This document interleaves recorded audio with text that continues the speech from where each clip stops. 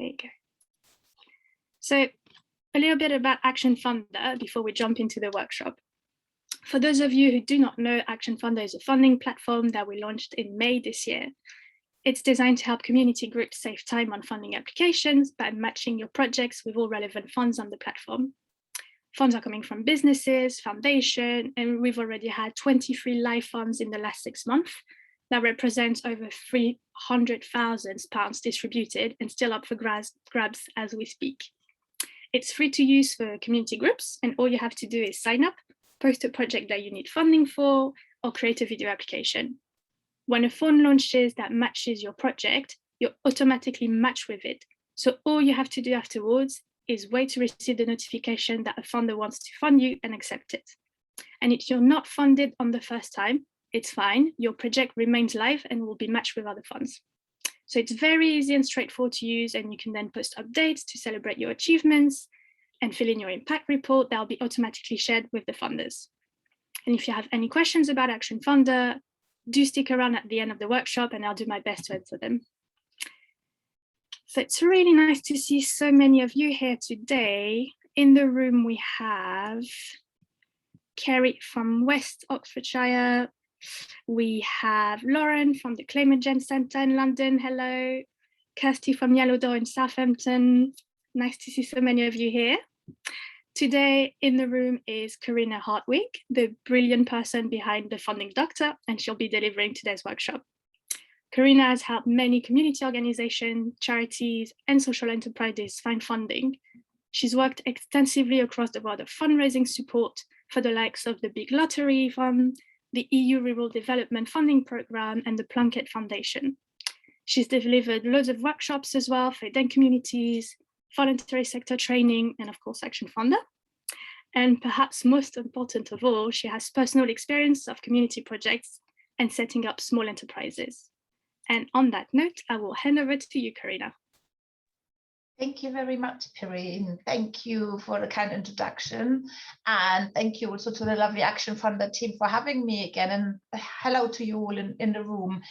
Corinne, can we maybe kickstart off the presentation? There we go.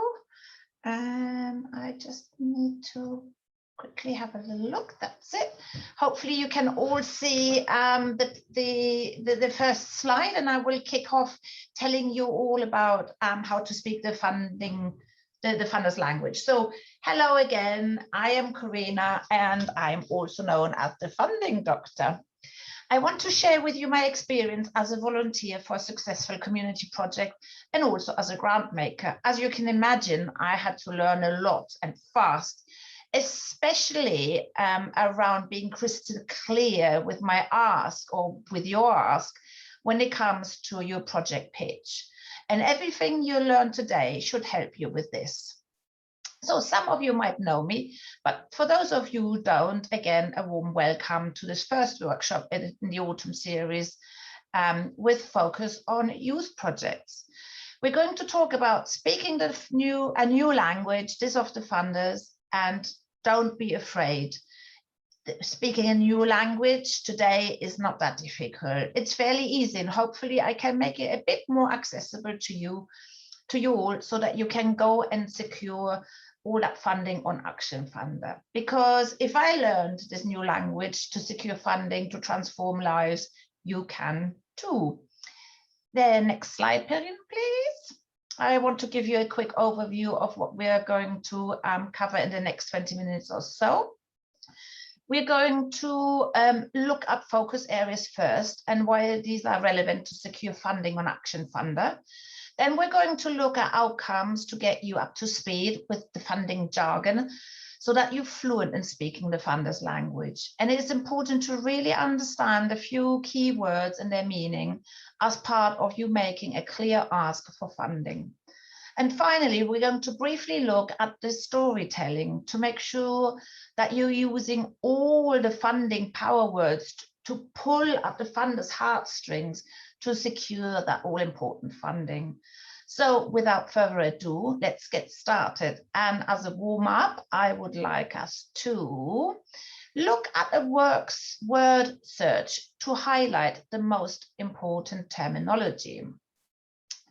The most important words that you will need to learn and understand are, and they are at the bottom of the word search: beneficiary, evaluation, outcome, output, need, monitoring, activity, problem, and aim. And these are in no particular order. As you can see, I circled the problem, outcome, beneficiary, and output for you, as you will be asked to go into more detail in your project pitch on the ActionFunder platform. And if you recognize most of those words and think you know their meaning, great. But if you didn't, don't worry, I will explain the meaning of each of these today. So now, hopefully, you'll be ready to come with me and dive a little bit deeper into the world of the funder and to master their language. So let's look at focus areas next. When you want to learn the funder's language, the first thing you need to do is to understand their point of view. Where are they coming from? What's in it for the funder? Why are they funding? And I will try to unpick this a bit so that you're finding it easier to speak the funder's language. Well, when you look at this photo, do you recognize these motivators in yourself? The doing good, the feel good, and the look good. And is that what drives you to get a community project off the ground? I see some of you nodding here in the room.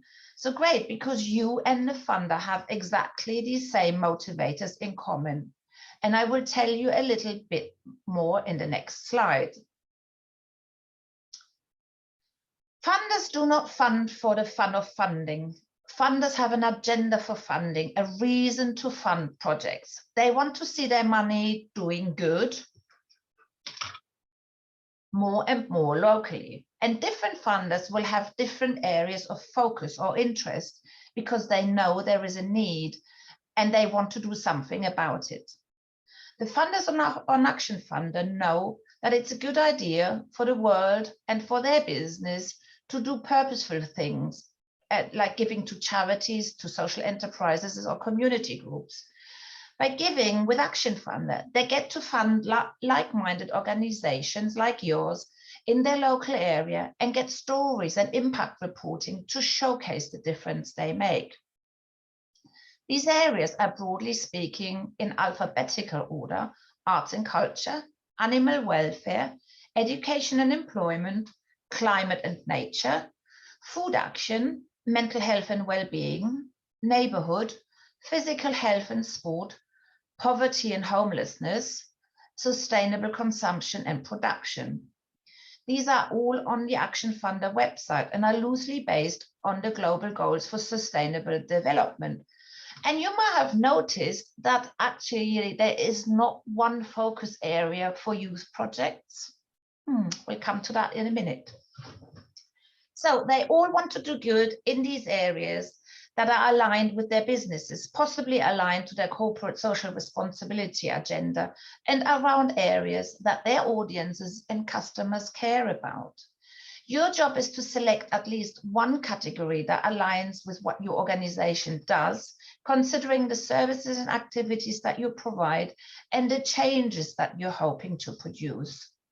Further, it helps to do a bit of research about the funder to see what rocks his or her boat around doing good. Next slide, please, Corinna. Thank you. Now, when we do good, it makes us feel good.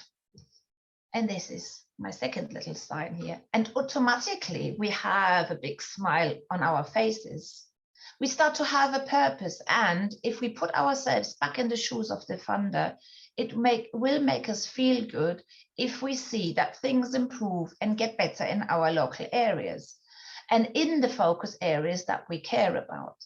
And when we all have this massive smile on our faces, it makes us all together look good. Not just because looking at a friendly, smiling face is nice.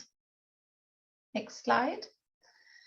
Now, funders also want to look good in terms of knowing that their funding creates a ripple effect of happiness to many more people over a longer period of time, which is also called impact. Additionally, the funder is most likely to be accountable to demonstrate that their money is making a difference. And that is why it's crucial that you can demonstrate your impact and that you have a solid budget. By the way, we'll be running a short webinar on budgeting at the beginning of December. So watch out for the next ActionFunder email from Corinna. Your job is to tell the funder how your project is helping them to look good.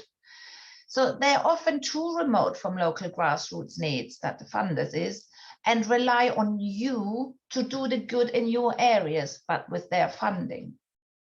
And the last aspect of looking good, I'm inviting you to think about is how your project fits in with local strategies, with regional ones, perhaps even national ones, or even global ones, again, also from the funder's point of view. It's important to kind of be a little bit aware of your kind of local strategies, that because it allows you to join in the conversation, teaches you more about the language, demonstrates your awareness of these and how they're relevant to your project. And it can also cement a feeling of trust. And all this really makes you look good, knowledgeable and trustworthy from the funder's point of view. Next slide, please. Now you understand the funder a bit better. It's time to look at outcomes. When you want to speak the funder's language fluently, it is really important to be crystal clear about outcomes, because these are what funders fund. And outcomes are the changes that your project brings about. In the next few slides, I want us to briefly look at the outcome triangle that I have adapted from the charities evaluation services now under the NCVO to help you formulate your outcomes better, so that the funder totally gets what positive changes you are trying to achieve through your activity. So your project is about positive change. I would like us to use the example of a pop-up youth club to illustrate the outcome triangle and its outcomes. In our fictive example of our pop-up youth club, the youth club offers experimenting with music instruments in sessions, making music, but also some one-to-one mentoring around building confidence and communication. Next slide, please. And here is the outcome triangle. The outcome triangle is really useful to demonstrate the correlation of the different elements of your project and how these bring on the changes that you're aiming for.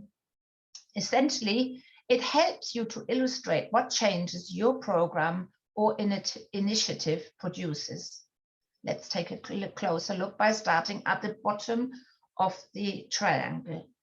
Most of you will naturally start by describing your activities or interventions. In our example of the pop-up youth club, let's say one of our activities is music making, or a different activity could be running one-to-one mentoring sessions. And you will also have a series of outputs linked to your activities.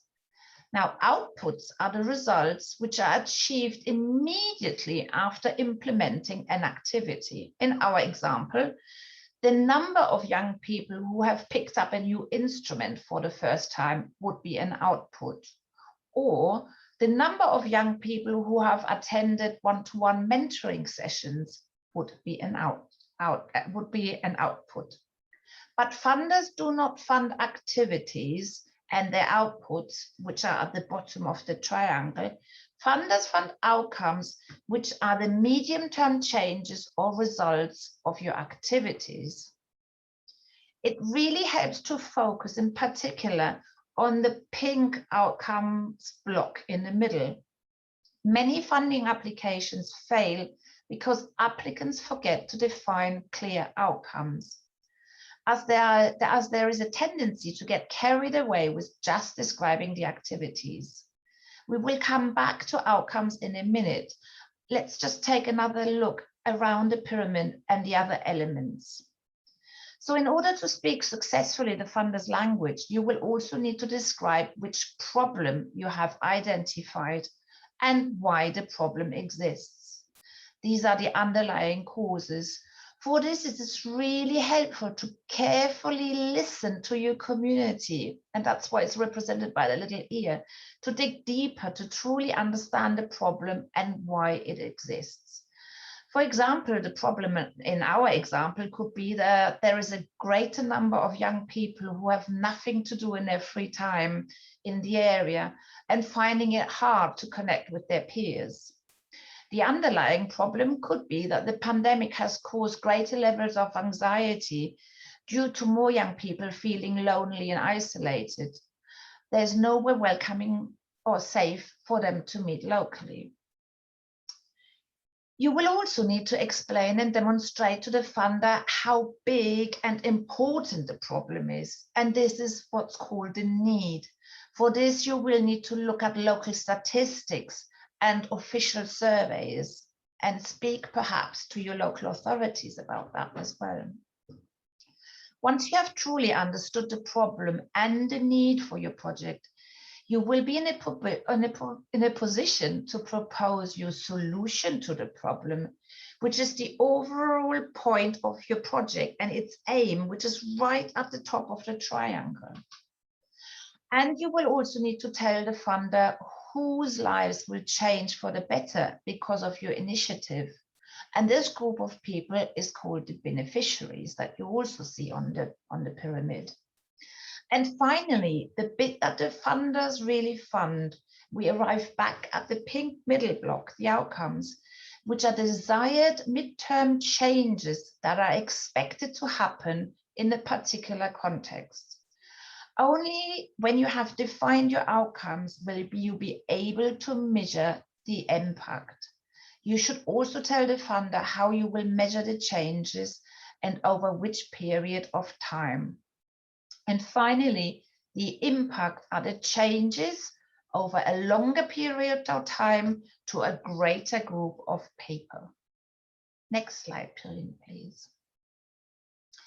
If you are a little bit confused now, please don't worry.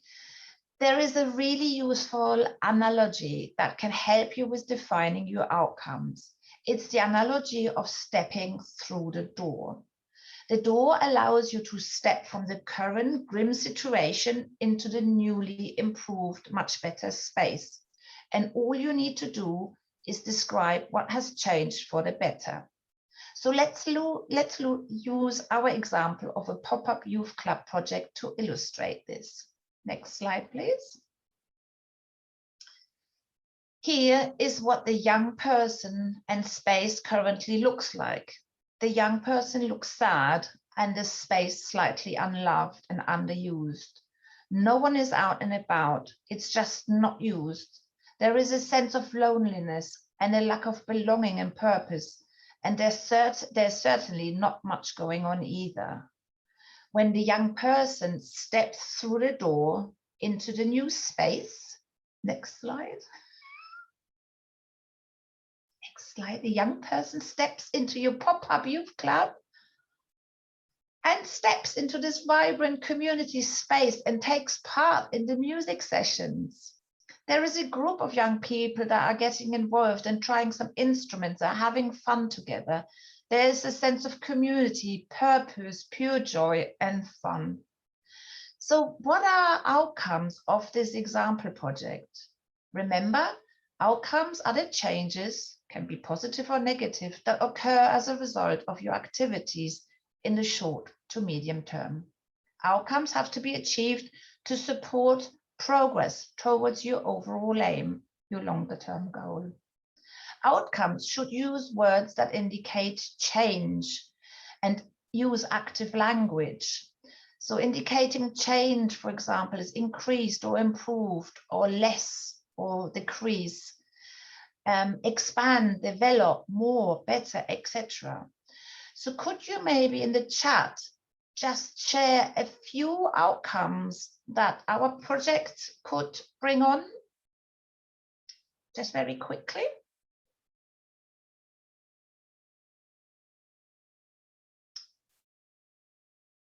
Increase in confidence, absolutely.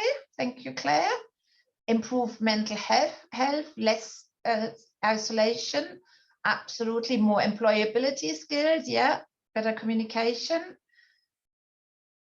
Brilliant.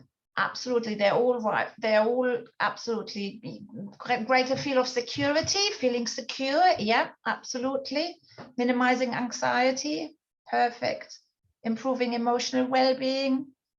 Brilliant. Yes, increase in social engagement. They are all absolutely valid. And I've just kind of mentioned also maybe better self-management of emotions. And yeah, so more stamina when in crisis and at home, absolutely. So that's the better self-management of emotions. And perhaps some of you have said it already, relief from anxiety and a decrease in depression. So brilliant. Now you can all formulate outcomes. But you will also find that you will have some hard outcomes and some soft outcomes. So hard outcomes is a clearly definable and measurable outcome, like getting a job or getting a place on a training course. A soft outcome is a less tangible or more difficult to measure outcome, such as increased self-esteem or improved problem-solving abilities. It also helps a lot to make your outcomes smart, specific, measurable, relevant to your aim, and time-bound, because this links back to the impact measurement indicators that I briefly mentioned earlier. So maybe can you just share in the chat a few ideas of how you could measure outcomes in the chat now? Just some simple ones. So how could you measure, how could you measure that a young person feels better? Yes, that's really important. Beginning, have a measure at the beginning and at the end. Absolutely. Have a baseline. Yeah. And how do you do that? You could ask the young person to say, how do you feel? So, thumbs up, thumbs down, and take a snapshot of that. The engagement levels. Yeah. Simple evaluation, image-based. Absolutely. Podcasts, surveys, sticky notes, happy face, sad face. And as you said brilliantly, it's very, very important to measure at the beginning of your activity or your intervention, and then again at the end. So I hope that the analogy of stepping through the door has helped you to define the outcomes. And I would just like the next slide, please, Corinne, because I would like to link that back now to kind of our focus areas that I talked about at the beginning. So question to you all, which focus areas would our project come under on the ActionFunder platform, even though there isn't one for the young people? And I've kind of helped you a little bit here on the slide already. I'm kind of looking at the chat, but I just help us because we are a little bit limited in time.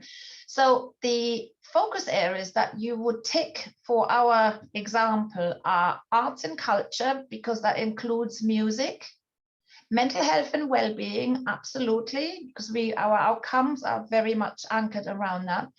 And it could also be neighborhood, because if you are thinking about putting on some pop-up youth clubs or hubs, then surely you're doing something that improves the neighborhood as well. So these are kind of the focus areas that you could have ticked, for example, for that project. And hopefully you are now in a better place to speak the funders' language and be crystal clear about your outcomes, because, as you know, these are what the funders fund.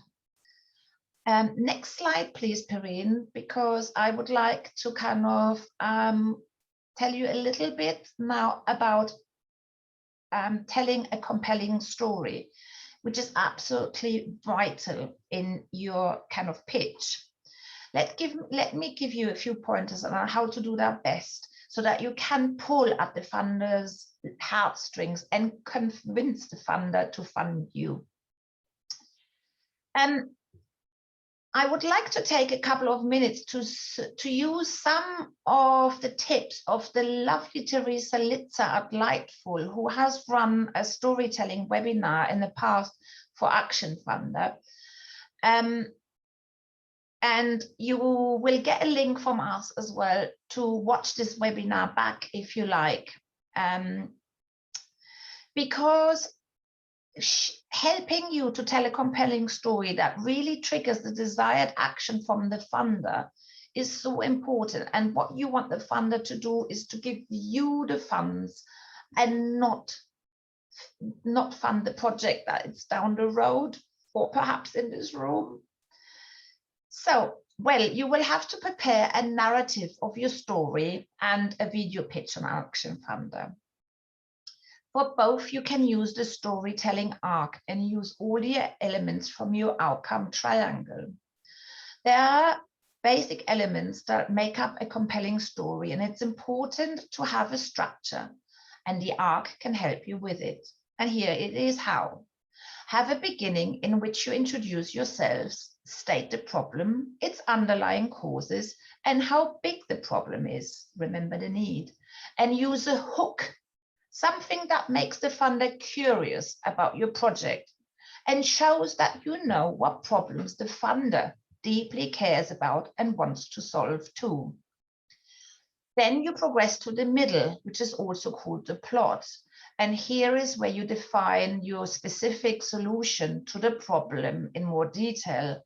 And you explain who benefits from it. And you describe how sad the actual current situation is and what barriers and obstacles you need to overcome.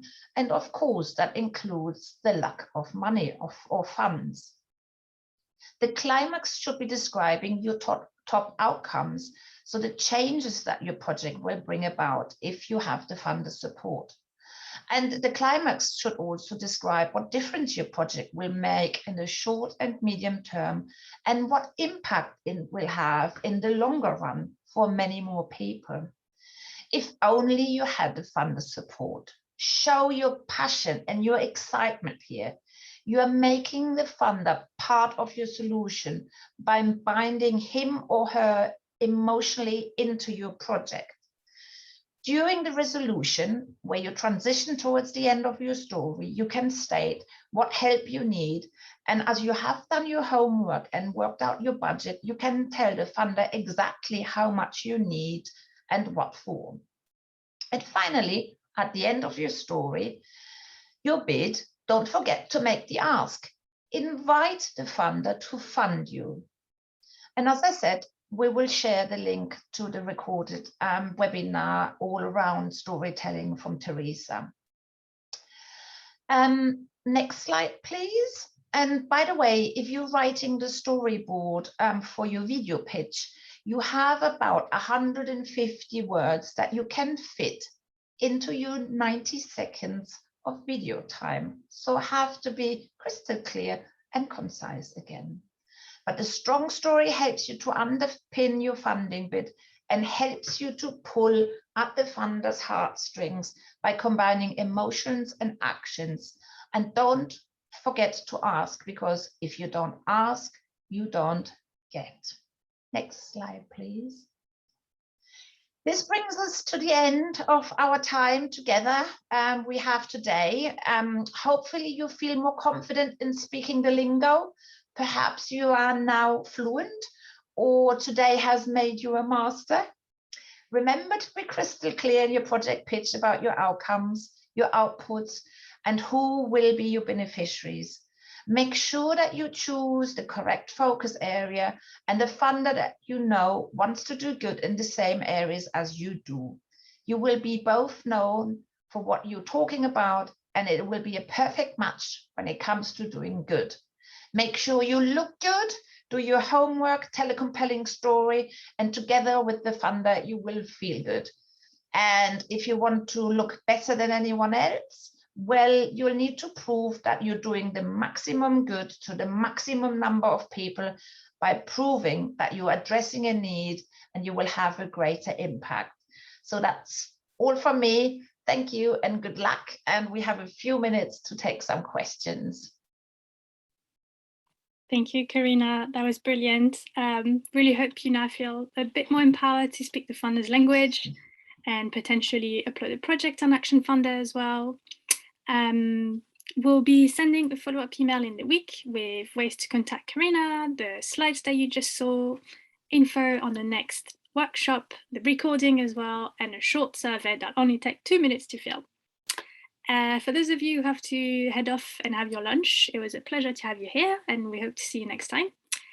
And if you'd like to stick around and ask a few questions on the workshop or on ActionFunder, please do so.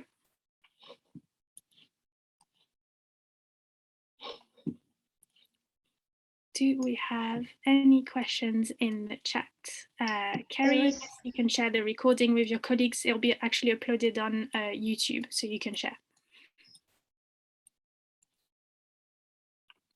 There was one question whether ActionFunder charges.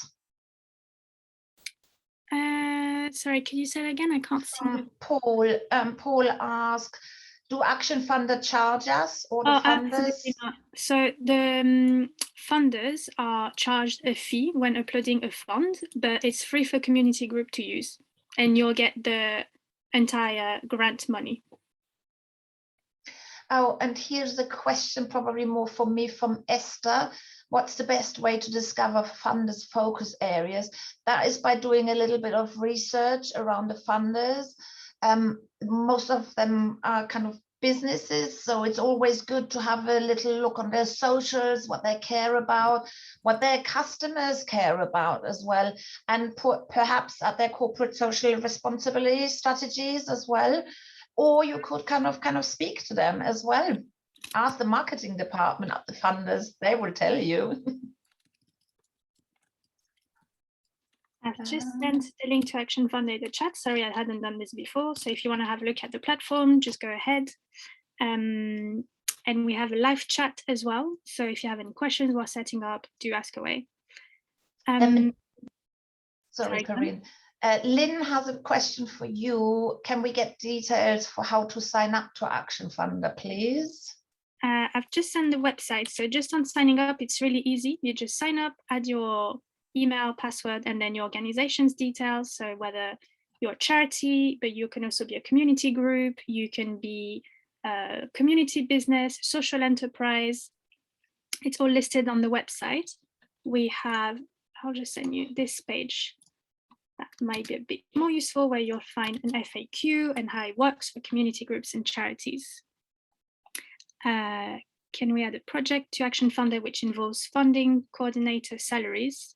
You can. We usually recommend that some of your project budget breakdown should also involve, I don't know actually how to say that, actual activities, but it's absolutely fine to have salaries involved in them. Are there things that ActionFunder definitely do not fund? I don't think so. I will get back to my colleagues on this one, but I don't think we don't have any. I mean, we have obviously we have a chart for content, so we will not fund projects that are offensive or harmful to anyone, but that's about it. I'm just going to stop the recording now. We have time for a couple questions. If anyone has a question on the workshop or ActionFunder,